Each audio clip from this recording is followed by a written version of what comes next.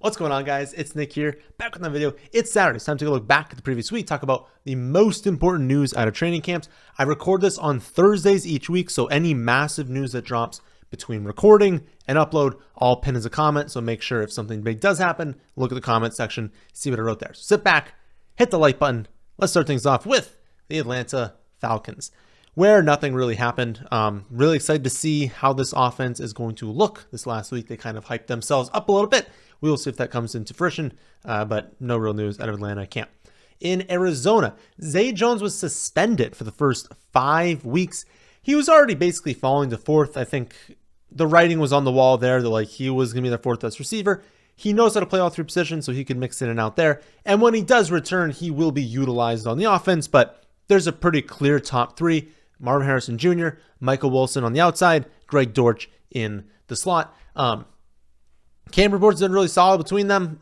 They've been rising in ADP in more competitive leagues, but I would say in like your classic hometown league, Dortch, Michael Wilson, they're going to be available at the tail end of your draft. And hey, to start the season, they're not going to be able to mix in Zay Jones. So they're going to have a very, very strong snapshot to start the season. I would say Michael Wilson more in like a half PPR league, Greg Dortch more in a PPR league. And if you're in, say, a 10-team league with thin bench spots, maybe you don't even need to go there. But if you do see their names kind of at the top of the rankings, you do see them, top by ADP, and you're like, are these guys I should consider? Yes, I think so. Their upside is capped, obviously, behind Marvin Harrison Jr. and Shane McBride, but I still think they're solid picks late. In Baltimore, Owen Wright was carted off the field in their preseason game. Keaton Mitchell is going to start the season on the PUP. Devontae Walker has been awful. Russell Gage was cut. You're not looking at secondary players on Baltimore, right? Their offense is pretty consolidated. We know where the ball is going. We're drafting Lamar Jackson, Derrick Henry, Mark Andrews, Zay Flowers, then maybe shots on Bateman or Isaiah Likely late in drafts. But we're really looking at Lamar, Henry, and Andrews as like rock solid, really strong picks. Flowers being fine. I don't think he's a bad pick. I don't think he's an amazing pick. I think he's just going to kind of get the job done. Not always someone I target because I want to try and target league winners. And I don't really think Flowers can be a league winner, but fine, better in full PPR. And then if you felt like taking a shot on Bateman, you felt like using Likely as your tight end too, they're probably not going to do a whole lot this season unless Mark Andrews gets injured, but they'd be fine to draft late. In Buffalo, Sean McDermott didn't commit to it, but it seems like MVS and Curtis Samuel are going to play. He didn't want to say they were going to play this far out and then have them not play, but it seems pretty locked in that at worst, Curtis Samuel is going to return in week 2, right? Even if it's like, oh man, I jumped the gun there. Maybe he's out the first week. He's going to play in week 2. I think a lot of people have kind of been downgrading Curtis Samuel recently. He's a player I like. He's not someone that I think is going to command a massive target share. So I don't think he's going to go out to the season, surprise us, command 20% of targets. But he's going to be someone that will command some sort of target share. They will want to get the ball in his hands because he's a very explosive player. And so it's like, get the ball in his hands on screen passes, running across the field. But then also in the backfield, they're going to line up in the backfield sometimes as a running back. So I think there's the upside here. Good enough offense, good enough player where he can be maybe like a weekly flex option for us. And people that have been scared off from this injury, from him not practicing, has kind of dropped his ADP on most sites. So I think he's a strong pick in drafts this weekend if you're kind of looking at a wide receiver in that range. In Carolina, and obviously MVS, that was just saying that, like we're not drafting him. In Carolina, Jonathan Brooks is going to remain on the PUP to start the season. That means he's going to miss the first 4 weeks of the year. I mentioned in yesterday's Hot Takes video that I think you really got to be drafting Jonathan Brooks in drafts this weekend, especially because his ADP will be falling, but like sentiment is also down on him. So I thought he was a good pick before. And remember, before we were saying maybe he returns around week like 3, 4, 5. So knowing that it's probably going to be closer to week 5 doesn't change a whole lot. But if it's going to come at, a round or two better ADP, sign me up for that. But what I talked about in the video was draft them both. Draft Jonathan Brooks, then reach like 2 rounds ahead of ADP on Chuba Hubbard. I think if you start Chuba for the first, 6, 7 weeks of the season, basically until Brooks kind of ramps up, then you shift on over to starting Jonathan Brooks, that you're going to get top 10 running back production. And neither one of them likely this weekend are going to cost you a top 30 pick at running back. So if you can lock in top 10 running back production with 2 picks and both come outside the top 30 running backs, that's amazing value. So it doesn't really matter. Like if you're a little bit scared, you're like, Nick, I don't know if I can use Brooks until week 10, week 11. Well, I think they're on bye in week 11. Like week 10, week 12, you're scared of that. It's like you're getting this discount on him. But if you just draft them both, if that actually does end up happening, a tail end to where being like, okay, that makes Brooks the worst pick, it just means that your Chuba pick end up being fantastic. So it's like you're just locking up the starting running back on a team that's going to heavily utilize the running back for the whole season. I think that's a great thing to do, and we're close to like the double-digit rounds for these picks. I think it's great to do, and I think Chuba goes, I don't know the exact round, but he definitely goes in double-digit rounds as well. But both, again, just reach 2 rounds on Chuba and draft Brooks at his ADP. Lock them both up. That's an amazing value. Chicago, nothing new. We know who their top receivers are going to be. We don't know. Basically, the unknowns right now in Chicago are Swift's going to be the lead back, but how much of a lead will that be? Is it going to be like 60-40, 55-45, 70-30? Like, we don't 100% know. We know he has the third down passing role unlocked. We don't know how much that's what's going to be in early downs. And then we obviously know who the top 3 receivers are going to be, but we don't know 100% that split either. Is it going to be like DJ Moore is a clear number 1, and then you've got kind of a distant second and third for Keenan Allen, or the more likely outcome, is it going to be relatively even? One's going to spike one week, one's going to spike another week, and it's basically just going to be like who happens to hit on a deep ball this week. So there's like the unknowns there, but I think it's kind of factored into most of their ADPs. Not really DJ Moore. He's not the one to go after the most, but in terms of like new news, there's nothing. So there's still just a lot of ambiguity on this offense. But again, like I said, it's probably factored into all of their ADPs. So if you have a take, my take is that Odunze is the best wide receiver to target at cost. If you've got a take that Keenan Allen's the best, or you love DJ Moore, go after them. I think the risk is kind of baked into all of their ADPs. But I would say, Odunze and Swift are probably the 2. Odunze, Swift, and Keenan Allen are like the 3. DJ Moore not as much, and don't draft the tight ends. And Caleb's fine as well. In Cincy, on Tuesday, Zach Taylor jumped the gun a little bit, and he said he was confident that Chase would play in week 1 and that he would practice in full every day this week. Tuesday happens, Chase didn't practice. Thursday, today for me, Chase didn't practice. Now Taylor's walking it back, and it's now a day-to-day situation. I still think Jamar Chase is going to play in week 1. If he falls in your draft, personally, I would take advantage of that and draft him. This is one where you want to check. Check what happens on Thursday. If you're drafting on Sunday, check what happens Saturday. Check what happens before you draft on Sunday. The longer we get to where he's not practicing at all is obviously a concern. I still think he's going to play, but I'm getting a little bit more worried there. If you want to de-risk the situation, just, again, like I've said, drop him to last. Just take Jefferson ahead of him. Take Amon-Ra St. Brown ahead of him. Of course, take McCaffrey, Bijan, Breece Hall ahead of him, and he'd be 8th on your list. I still do not think I would take Garrett Wilson or A.J. Brown over him. They'll be like the kind of like 8-9 players. I still do not think I would take one of Gibbs or Jonathan Taylor over him unless you're in a standard scoring format. But again, it's your team. If you just like couldn't possibly live with him not playing for the first few weeks of the season, don't draft him. Draft someone else. I'm still going to draft him though. In Cleveland, Nick Chubb is going to open the season on the PUP. He's going to miss the first 4 weeks. That was to be expected, so there's no new news there. Hines also opening on the PUP. So it seems like they brought back Foreman. He didn't make the initial 53, but they kind of indicated he's going to make the final 53. It's going to be Ford, it's going to be Strong, and Foreman to start the season. That's going to rotate through. Ford, of course, the one we want in fantasy. He's a really strong pick, especially for those of you going RB0, Hero RB, have that weaker second running back spot. Ford's a good pick later in drafts because, you pair him with Nick Chubb. I don't think it's as good of a combination as Brooks and Chuba is, but it's the same idea. You start Ford until basically you just wait for both of these guys. You start Chuba and you start Ford, and you just keep playing them every single week. Unless they turn out to be bad, which I don't think is going to happen. I think they have strong roles and be good. Unless something happens there, they get injured. Like basically you just keep starting them until either Jonathan Brooks or Nick Chubb, until one of them, whichever one obviously you have the backup for, starts to outproduce them, starts to get more workload.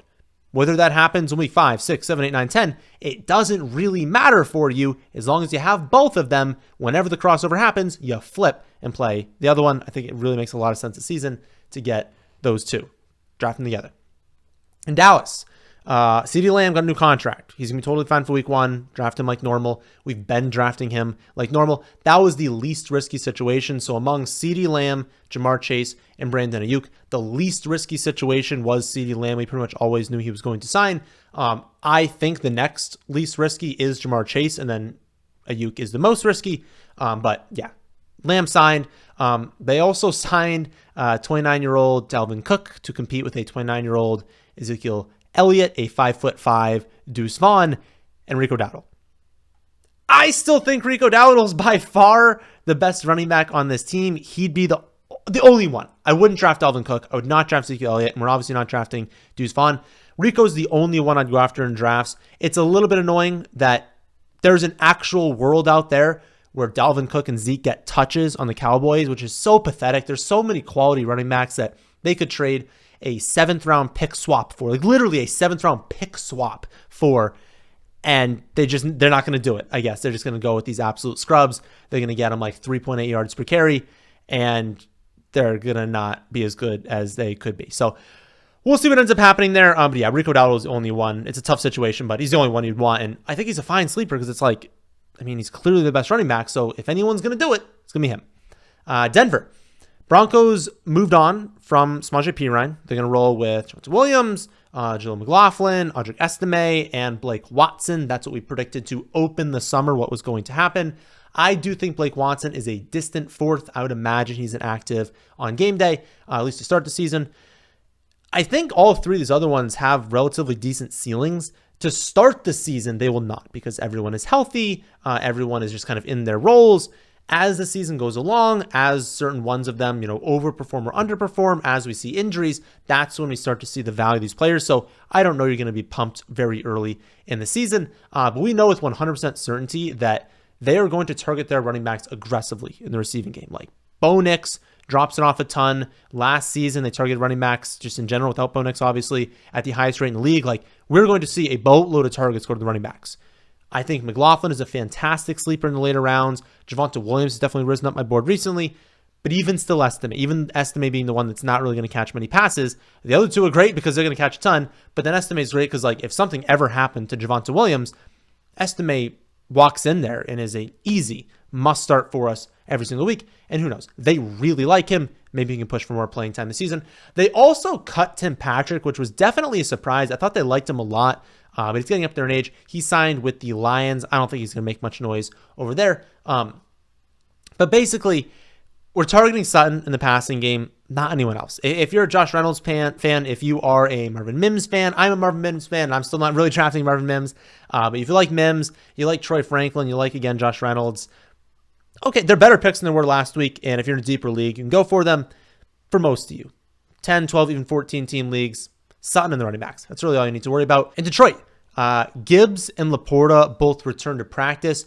As of recording this, I don't know yet the exact, like were they full in practice? Was there no hits on them? Like, we still don't sort of know. I tried to look for it and you couldn't really see it anywhere. So I would like an update. If you do see for either one of them that they are full in practice, we're good to go. Keep drafting them as normal. And I haven't moved Sam Laporta at all. So he's still been the tight end 1. He's still been a strong pick. More in like the later 3rd, early 4th round, which usually means you don't get him. I still prefer tight ends like 3 through 5. But for Gibbs, I said I would move him back over Jonathan Taylor in standard and half PPR leagues if we had him return to practice. I still want it to be full. So I still haven't done it. He's still right behind him. In full PPR, he's ahead. Once I see the news that Gibbs is a full participant in practice, I will move him back over Jonathan Taylor. Until that happens, I am going to hold off and still have him behind him. Houston, we'll see what they do with Dameon Pierce. I've said all summer they should just trade him because they're not going to play him. He's not going to play well in their system. Cam Akers has really outproduced him in the preseason. Maybe they can write on their depth chart that Pierce is number 2. I just can't fathom how they would actually have Dameon Pierce behind Cam Akers at this point. Like, I think if you're drafting Mixon and you wanted a handcuff, I don't think you need to, but if you wanted a handcuff, I think it's Akers at this point. But it's basically just saying if Dameon Pierce is traded away, he'll have value. Until that happens, he has no value on Houston. Like, even if Mixon tore his ACL, I think they're going with Cam Akers. Like, Pierce just cannot run in the system. In Green Bay, A.J. Dillon was placed on the season-ending IR. That came out of nowhere. I mean, they started to talk about the stinger he had last year, reoccurring into this year, but it's like, it's a stinger. You know, like it didn't feel like something that was ever going to, like, be a long-term issue, but season-ending IR. So he's done for the year.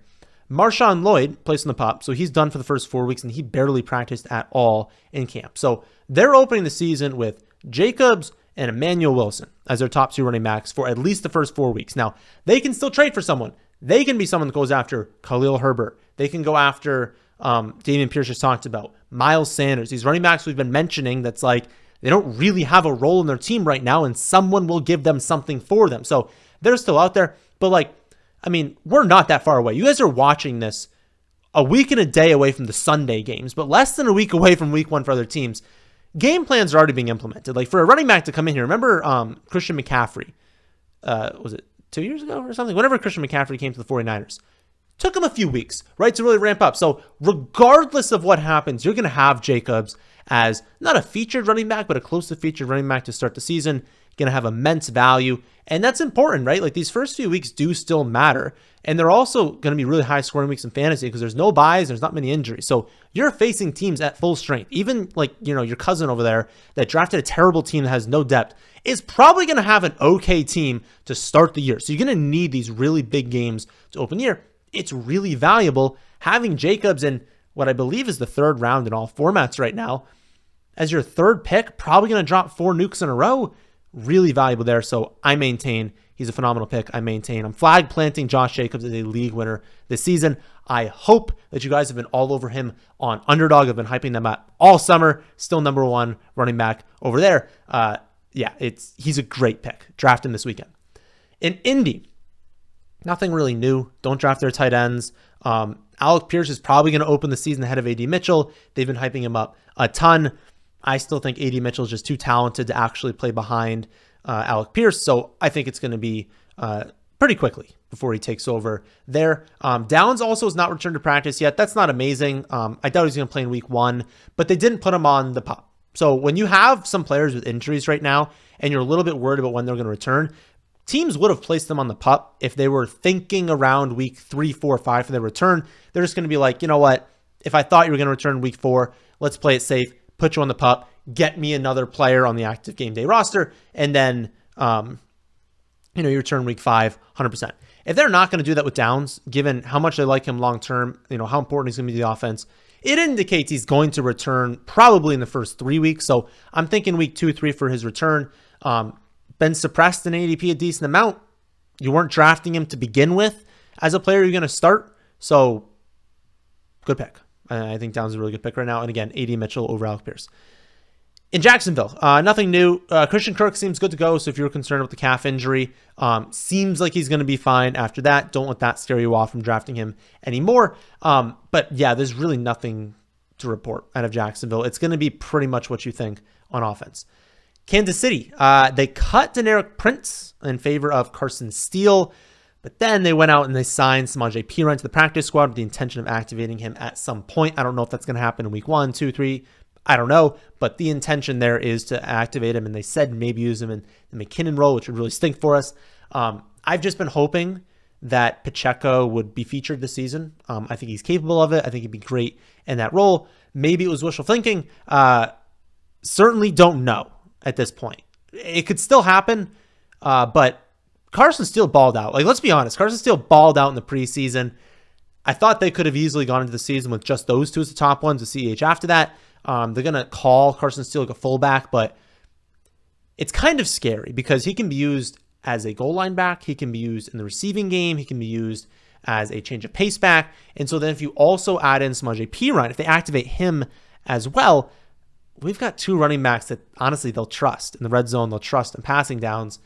And we're going to be in a situation where it's like, Pacheco is good, still getting a lot of work between the 20s on early downs, getting goal line usage, but not as strong a role as we thought, because we thought Prince was nothing. We thought CH was nothing. We're right on that.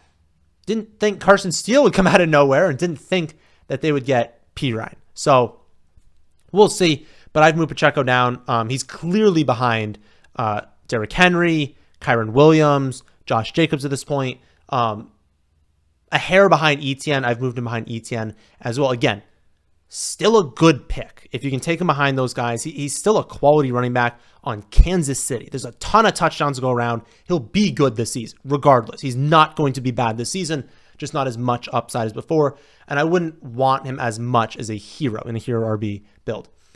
In Rams camp, came out that Kyron Williams was going to be the team's punt returner. Everyone freaked out after that. I have not adjusted his ranking a single point.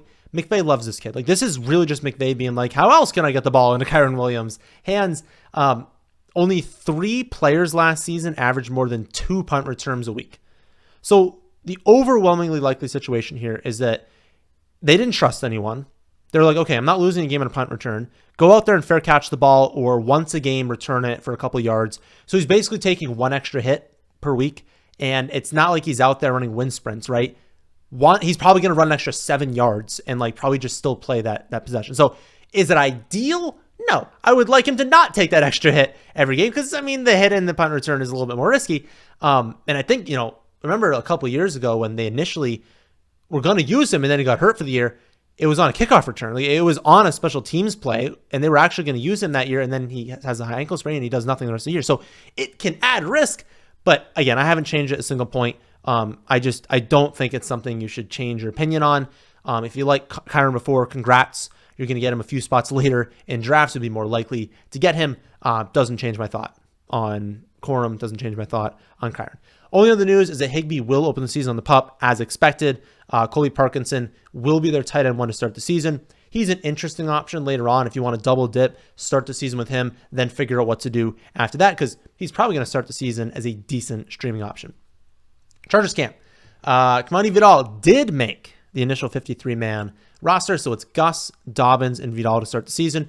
The expectation is right now Dobbins carries slightly more value because he's been pretty good in camp. He'll be using the receiving game a little bit more than Gus, and it seems like Gus and Dobbins are still ahead of Vidal. While all 3 are healthy, it's going to be really annoying. They're going to run the ball a lot, but if they're going to rotate through all 3, no one's going to have that much upside. But all of them carry upside because Gus, Dobbins could easily get injured, or Vidal, for that matter, could easily get injured, and we could see one of these guys really emerge as their lead back. But yeah, they're all available pretty late. If you've got to take there, go for it. This is good news for people who liked Vidal, though, that he made the team as their 3rd running back. He looked relatively decent in the preseason. There's a world where he's the lead running back by week 3. Also a world where he scores 30 points this season. So understand the variance there. Raiders camp. Brock Bowers missed a lot of time. So I feel like this is flying on the radar. He's missed the last 12 days of camp with a foot injury. He's a rookie tight end. He has Gardner Minshew at quarterback. Devonta Adams is going to have a huge target share. I think Joey Myers will as well. It's a run-first offense. They're going to have a pass-catching specialist and Dylan Laub, also on the team. I don't know. He's a great prospect, and he's going to be awesome long-term. I just feel like at this point, you're in a draft. I just wouldn't want Bowers. There are so many awesome tight ends. Then there's a few a tier ahead of him that are basically going at the same ADP. For you to draft Bowers, you're getting by far the worst value in your draft.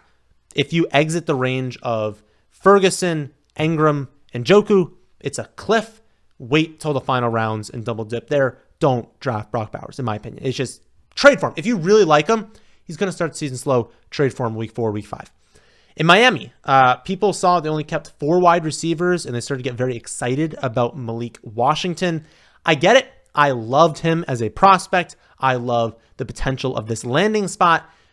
Realize that they're just going to run a ton of 2 wide receiver sets. They're going to have 2 running backs or 2 tight ends in the field a lot. And so he's still going to need an injury to someone you ever start. Even in a 16-team league, you're not starting Malik Washington unless there's an injury to Tyreek Hill or Jalen Waddle. So understand that. Don't get too excited. But it's nice to know. He seems to be kind of locked in as their 3rd best wide receiver. I don't think Odell's going to do anything this season.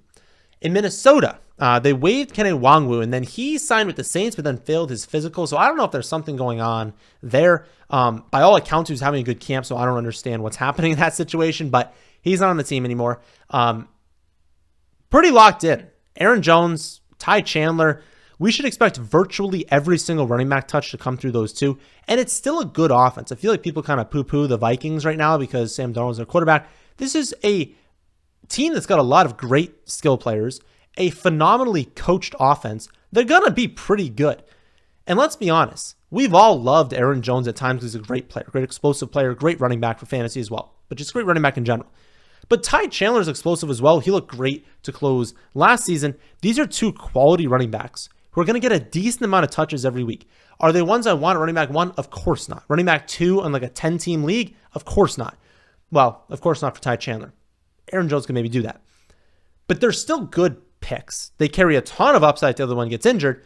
And they're definitely players you could at least rotate in. Like at the very worst, with injuries, bye weeks, bad matchups, and just underperforming players, you will utilize, I think, both of these players on your team. So I would target them in drafts. I don't think I'd want to walk into week 1 with Ty Chandler as my running back 2, but he's not going that early in drafts, so I doubt that would happen.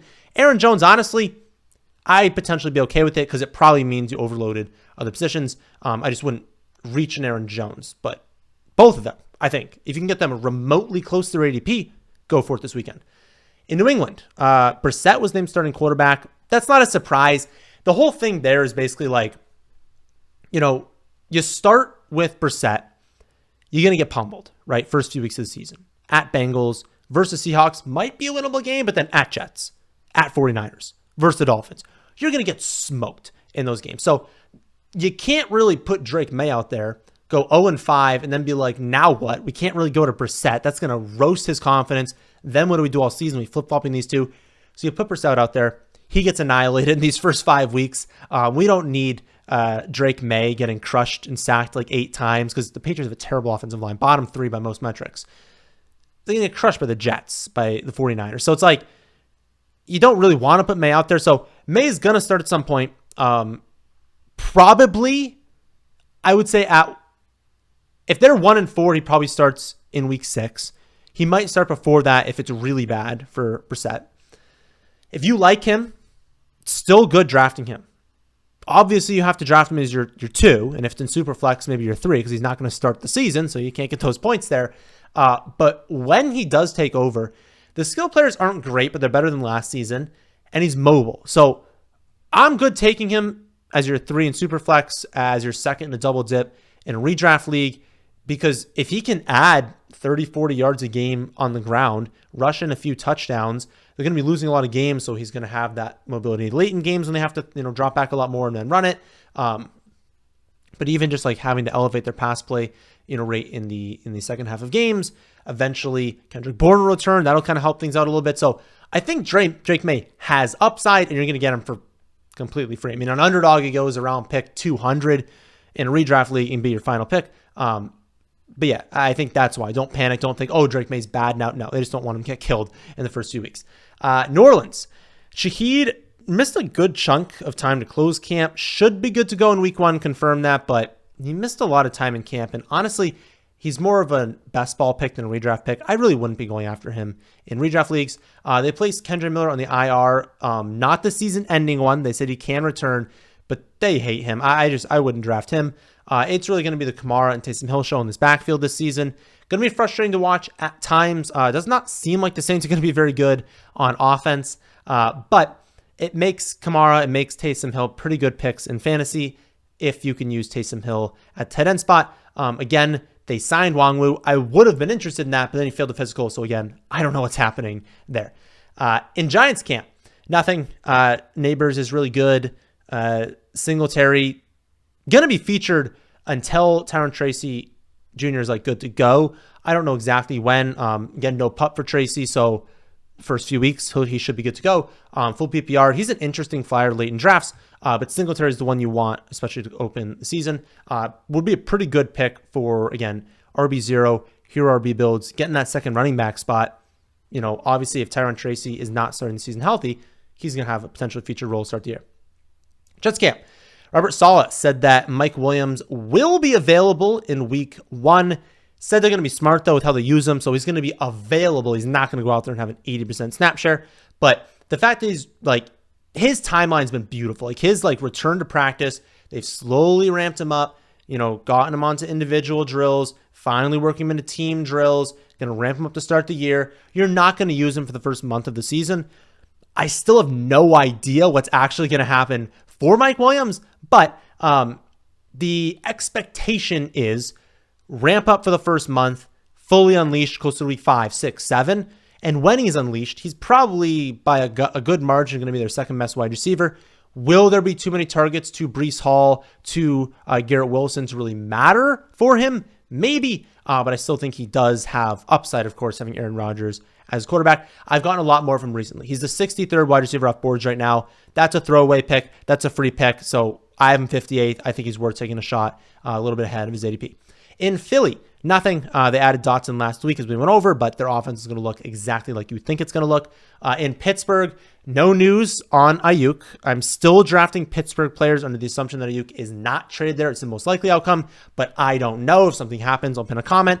Jaylen Warren said his hamstring feels a lot better. He expects to play in week 1. That's good news. I bumped him up a little bit in the rankings, but I'm still a little bit behind ADP on him because I'm less confident in him having a massive role in the receiving game, just given the quarterbacks that we have there and just given the offense, how it's going to be very run heavy. They're going to kind of limit their pass attempts from what we've seen in the past. Honestly, I think Najee Harris might be a good pick. I know it's gross, but he might be a good pick this season. I think Warren's still fine. I probably just wouldn't reach on him at ADP.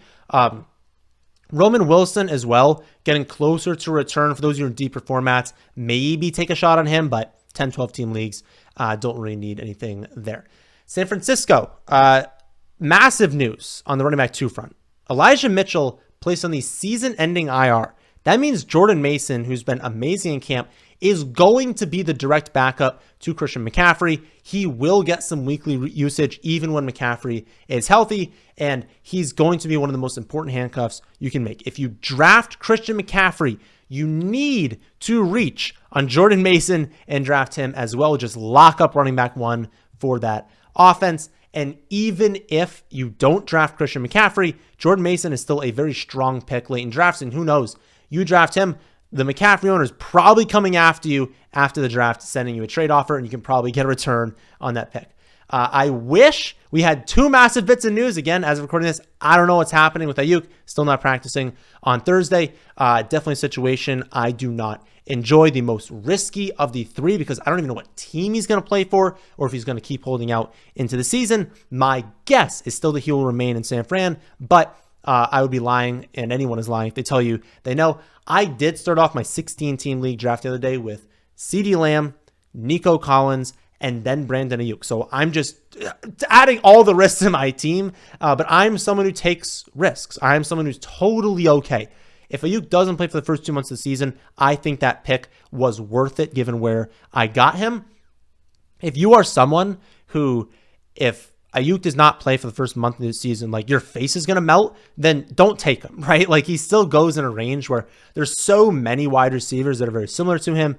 If you want to de-risk the situation, take someone else. I have moved him back a little bit in the rankings, and I'm good taking him where I have him ranked right now. But if you don't want to take him, don't take him. Same thing with Jamar Chase. If you don't want to do it, don't do it. In Seattle, absolutely nothing major. We've heard almost nothing from that camp all summer besides that Metcalf is a monster, Jason's going to have a better role, and they love Ken Walker. That's all we've heard all summer, so that's all we have to go off. In Tampa Bay, also no news.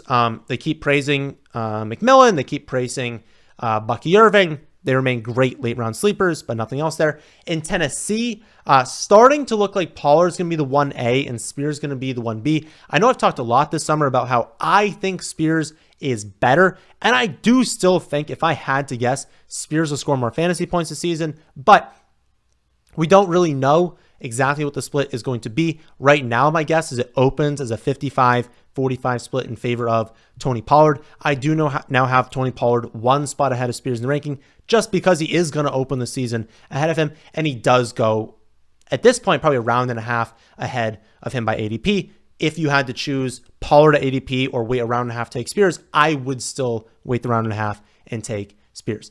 Then finally, Washington Commanders. All we have is that Noah Brown signed with the team. That doesn't move the needle. A lot of people have asked about that because remember Noah Brown had a few like monster weeks last season. That was the situation. That was the quarterback play. That was the offense. way different situation this season. McLaurin is the clear wide receiver 1 on the Commanders. I really wouldn't consider their secondary wide receivers unless you are in a last pick and underdog, you run a 16-team league. Even in those situations, I pass on them sometimes. It's McLaurin or bust for the wide receivers for me. So good luck to everyone drafting this weekend. I have cheat sheets up on the site. I have custom rankings that will allow you to cross players off in a Google sheet as well, and then also click what players you want to kind of shift around in the rankings. All of that are things that I use. If I have an offline draft, I use the custom rankings. If I have an in-person draft, I'm still a dinosaur caveman. I still print off the cheat sheet and physically cross off players and write their names in when I draft them. So whichever option you want to go with, completely up to you. Both are available. Plus, the site has a ton of off-season content. There's going to be a bunch of in-season content there as well, which is only days away at this point, which is absolutely wild to say. Also, keep an eye on Underdog this coming week. They have a ton of promos going on. They want to really ramp up for week 1. So every single day, they're going to have some sort of promotion. You can take advantage of all the different promotions, not just one of them. They're going to have free squares for week 1 pick'em. They're going to have bonuses. They're going to have a new vulture protection, which is super cool for running backs. Like if Jalen Hurts gets vultured at the goal line, it's not going to count against you for not getting a touchdown for Saquon Barkley. So they're going to have a lot of that. Stay tuned for that. Follow me on Twitter. I'm going to be retweeting a lot of their stuff, but just watch out for a lot of those things. I'm going to post through them throughout next week. And make sure you're signed up for Underdog as well. Promo code FFA. You do that. They're not only going to give you a 50% deposit bonus up to $1,000, but you'll get my in-season and draft rankings for free. You're going to get all my Underdog pick'ems for free. It's the best deal in the industry. You can get a ton of free content, but it's the next day. Understand that if you sign up at 1 p.m. in the afternoon, around 9:30 the following morning, you'll get an email from me giving you login information to the site. If you need any sort of content the same day, you got to go directly through my website, thefantasyfootballadvice.com. So if you watched this far, please be sure to leave a like. It really helps me out. And if you're new here, welcome. You missed the entire summer, but we've got in-season videos as well, so why not subscribe? They're completely free. That, my friends, is in this one, and thanks for watching.